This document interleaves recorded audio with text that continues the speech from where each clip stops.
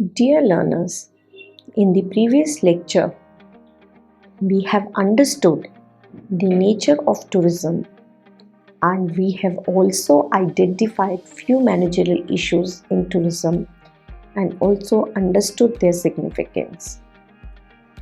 So, the nature of tourism that we have studied, in that the characteristics that we have identified were the perishability, intangibility, there is a inseparability component, and the issues that we identified in that lecture were human resource training and development and also destination management and plan. So in this lecture we will continue with the rest of the managerial issues apart from human resource development training and the destination management and planning, and the rest of the managerial issues are changing expectations and tastes, linkages, product improvement, role of technology, understanding the market, social responsibility, and crisis management.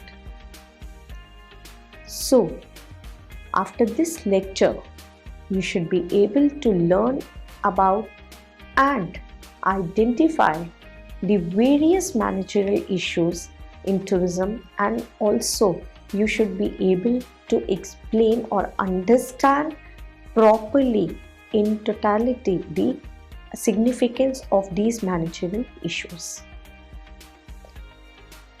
The next managerial issue that we have is the changing expectations and tastes. My dear learners, the consumers today, their expectations are changing very fastly. Every tourist has his or her own expectation while visiting a place and have certain taste on their own. You must have seen that, I'll give you an example here. You must have seen the two friends when they visit a restaurant, they sit at the same table, they order the same food, they eat the same food, they enjoy at the similar fashion, but it happens in such a way that one friend, he likes the service of the restaurant a lot, he likes the food of the restaurant a lot, and this second friend, the other friend, he says no, it was not good, the food was not good, I didn't like the service. Now why does that happen? What is the issue? The issue is that of the expectations of two different individuals. So the biggest challenge is to make every tourist feel that he or she is special. The biggest challenge is to make every consumer satisfied. And to meet this challenge, one has to have a deep understanding of tourist expectations and tastes. Now you must be thinking that how is it possible to have the understanding of each and every individual?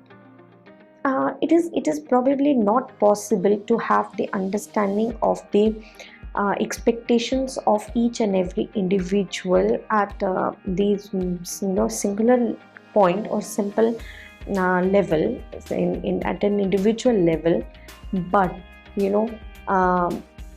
somewhere we link to in different categories, we can devise it in the form of type of tourism, and then one can relate to it. This can be linked to the type of tourism one has opted for, and same, the expectations are also not stationary, or this places additional duty or responsibility on the managers, and they have to handle these situations very, very tactfully. Understanding consumer behavior or understanding consumer needs thus becomes very crucial, and because the expectations of the consumers, they have to be matched with the supply. At the same time, In certain cases, the intake of tourists is also determined by the suppliers on their own terms. In such situations, you have to decide what kind of tourist you will like to cater to or take in. But such situations generally emerge when the demand overtakes the supply. Here, you must understand, you must also appreciate that the tourists you cater to, whether they are the foreign tourists or whether they are the domestic tourists, they all come from the different cultural backgrounds, and it will be useful if you have an understanding of their cultural backgrounds and diversities. We know that somewhere, the culture, it has an impact upon the person's attitudes, person's behavior, and a person's mindset. So if you know that the person is coming from this particular background, so it becomes easy for the manager to understand the expectations and the taste of the tourists, providing the good services to the consumers. So in one way, what I want to tell you here is that we can have a deep profiling of the tourists. The next managerial linkage that issue that we have is of linkages. A crucial issue which is often ignored while managing or running tourism services is that of establishing proper linkages within the trade. For example, you may have a very wonderful tourism product or service. Let's take an example of a restaurant. So we know there is a restaurant which is providing best of the local cuisine of your area, along with the folk music, along with wonderful decor, along with lot of beautiful decorations that we have in the restaurant. But unless you establish the contacts with your tour operators to include your restaurant in the package they offer you may not get good business. So, dear learners, it is again very important that you have established the right kind of linkages with the right kind of people and right at the right time. Okay, why right time? Because for example, if you establish good linkages during Corona, so naturally it would be a futile exercise, because during Corona even the providers will not be able to help you because there are no tourists. But now if you start establishing post-Corona, if you start establishing good linkages with the tourist providers, so then now it can be a right exercise for you. So the right kind of people, right time is also very, very important. The next is product improvement. Very often a product is developed but no further efforts are made for its improvement. Like in the previous lecture, I told you that we normally hire good people, but then we tend to forget about the upgradation of their skill. In this similar way, what happens is that once we develop a product and we develop a service, and then we think that it is forever. But in the today's dynamics, in today's business dynamics, when we see that the innovation, without innovation we are zero. So we need to have the continuous improvement or continuous development in our product. This is a very, very common issue which is found in the whole tourism development process. This at times may bring stagnation, and in fact it is a very vital challenge before the tourism industry. Why? Because the industry professionals, they actually don't know, they actually don't find any way out that how the products or how these services they can be improvised at all times. Because again I say that the customers expectations is changing very fastly. It is the dynamic industry, and if we are not going to provide good quality services to the tourist, naturally we will not be able to achieve the success. And this can be done. Learners, you must be thinking that how we can do or how we can upgrade our products. So this can be done with constant monitoring, establishing control, and regular feedback. These things they help in the product improvement, because customers they can only tell us that what they want. The customers, the feedback is very important, or it's not important.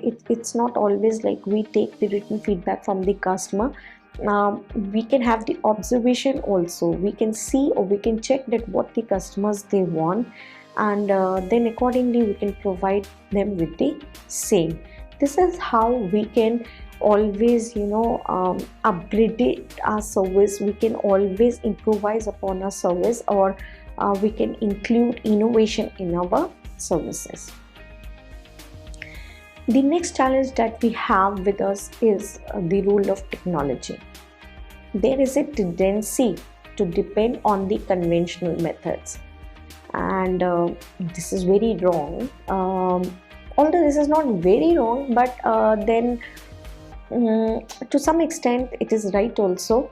But in certain services like ticketing, hotels, and other reservations, etc., one has to accept the role of technology. And learners, in today's world, once we are post-COVID era, we know that the technology, how important is the technology. In fact, technology is the buzzword into this arena. So you know that at the click of a button today on our phones away, book the hotels, we can make other reservations also. And if at all we say that I'm not familiar with these applications, and I don't know, as a tourism profession, I don't know these applications, so I'll not be left behind, but I'll not be taken into consideration in the tourism industry as a whole. But today, although everyone is quite familiar, which is not familiar with these applications and usage of technology, yes, still there is a section of people who are not familiar, and they want the people working in tourism industry, they should help them in these tasks. So the people who are working, or the employees who are working in the tourism industry, they should keep up pace with the technological development. For example, mobile phones and internet have come in a big way for travel and hotel reservations, and any agency using them will be better placed in the market. You all agree with that? It's not only about the agency. Today, individuals who have who know the detailed usage of technology on their mobiles, they will be much better placed than those who do not have the understanding of usage of the mobiles, deep usage of the mobiles in their hands. The next challenge that we have is the understanding the market. In many areas where tourism is in a developing stage, it has been observed that the development goes on without a proper understanding of the market. They actually forget to understand the market, and again, once they are not understanding that what their market is, who are their ultimate consumers, the whole process of tourism again it fails. So the planners, they need to take into account the whole development process vis-a-vis the market, which they are not actually doing. The developers, they also try to copy the developments of other regions in their respective areas, and again, this is not the right exercise, because so again the whole of the exercise of tourism development will go fail. For example, Today there seems to be a trend of developing various forms of tourism like development of MICE tourism or gastronomy tourism, etc. The planners just want to develop these forms of tourism without realizing the actual market demand. That is, this is in spite of the fact that there may be no takers for these among the tourists visiting that region.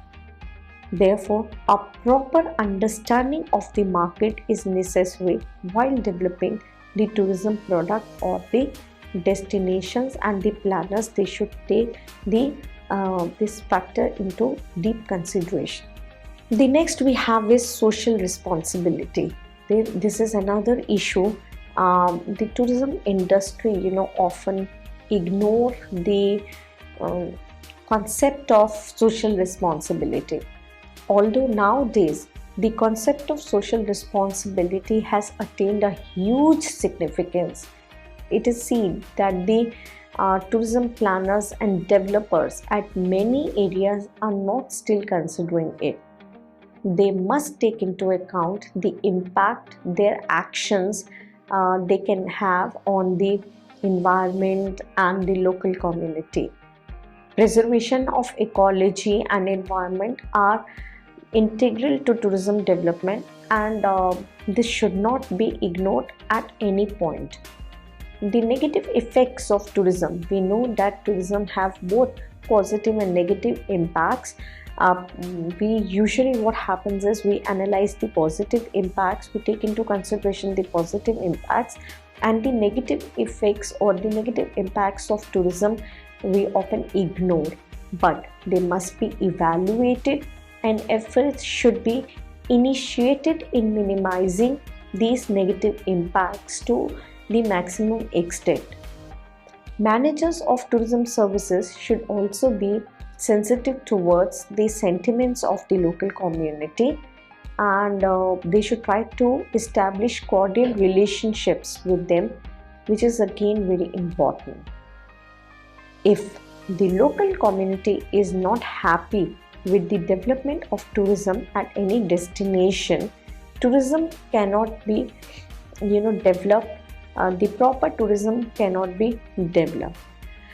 So local community at any area should always be involved in the whole tourism development process, and also the economic benefits should not be over projected to the local community, as this would yield dissatisfaction among them if actually they will not be able to get the same.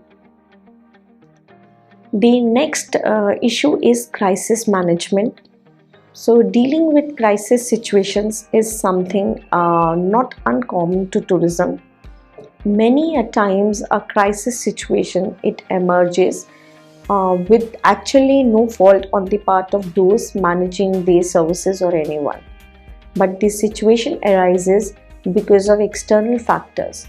For example, I'll give you an example here. Like if you're handling a group of tourists and suddenly you find that the flight has been cancelled, or there is a breakdown on the coach and your group has to catch the trains, or some epidemic has broken and suddenly you find cancellations, or some civil disorder has broken and your group can't move, or many a times what happens is, this is a very common problem that usually the managers they face, that is the hotel booking is cancelled or your reservations are cancelled and then you have to take your group somewhere. So these kind of situations, they emerge very often, and actually it is not the problem of anyone. There is no one who is at fault. Similarly, because of the influx of the business travelers, you find that no rooms are available for the tourists in the metropolitan cities, and which also happens to be the gateways to international tourists. So another situation can be, particularly in the accommodation and transport sectors, is that of handling rejections. And all these situations very commonly arise during the tours. but the handlers of the tours or the tour managers, um, they have to be very very patient, and they should handle these tours. They'll only be patient once they are prepared. So they should be prepared with all these type of issues. Then only they'll be able to control the situation. Otherwise what will happen, that the situation will go uncontrolled, and it will lead to the bad experience of the tourist. And we actually cannot afford, being into the service industry, we cannot actually afford that a tourist they get a negative experience in their hand. So these are to be handled with great tact and sensitivity, according to the situation which emerge. So, dear learners, to recapitulate what we have done in this lecture, we can say that we have understood the nature of tourism, and we have also identified the managerial issues which are there in tourism, which can arise in tourism and which arises in tourism, and we have also understood the significance of these managerial issues which arise from time to time in the industry. Thank you.